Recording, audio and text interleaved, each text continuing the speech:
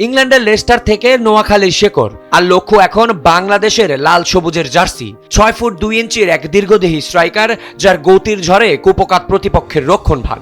তিনি জায়ান মোহাম্মদ জুনায়েদ হাকিম, বাংলাদেশের ফুটবল ভক্তরা যাকে ভাবছেন আগামীর পারফেক্ট নাম্বার 9 হিসেবে। কিন্তু বাংলাদেশের জার্সিতে তার অভিষেক কি কেবলই সময়ের ব্যাপার, নাকি বাফুফের উদাসীনতায় থমকে আছে এক বড় সম্ভাবনা?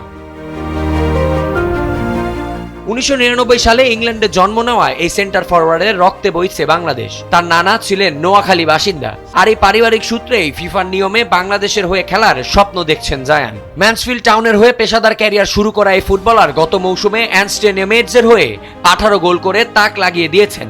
বর্তমানে তিনি খেলছেন বাউরা এফসির হয়ে। জায়ান হাকিমের আন্তর্জাতিক অভিজ্ঞতাটাও বেশ সমৃদ্ধ। অ্যান্টিগুয়ে ও বারমুডার অনূর্ধ্ব 20 দলের হয়ে 4 গোল করার পাশাপাশি খেলেছেন তাদের মূল জাতীয় দলেও।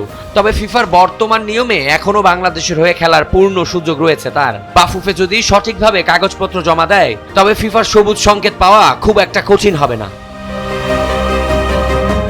কিন্তু মুদ্রার উল্টো পেটটা বেশ ধূসর। 2025 সালের শুরুতেই জায়ান তার আগ্রহের কথা জানালেও বাফুফের কচ্ছপ গতির তৎপরতা ভক্তদের হতাশ করেছে। মূল সমস্যা জায়ানের নানান নাগরিকত্ব নিয়ে। সেই আমলে নথি ডিজিটাল না হয় পাসপোর্ট তৈরির প্রক্রিয়া আটকে আছে আমলাতান্ত্রিক জটিলতায়। ফুটবল প্রেমীরা আশা করেছিলেন মার্চের ফিফা উইন্ডোতেই তাকে দেখা যাবে, কিন্তু বাফুফের উদাসীনতায় সেই সম্ভাবনা এখন ফিকে। এখন সবার নজর জুনের দিকে।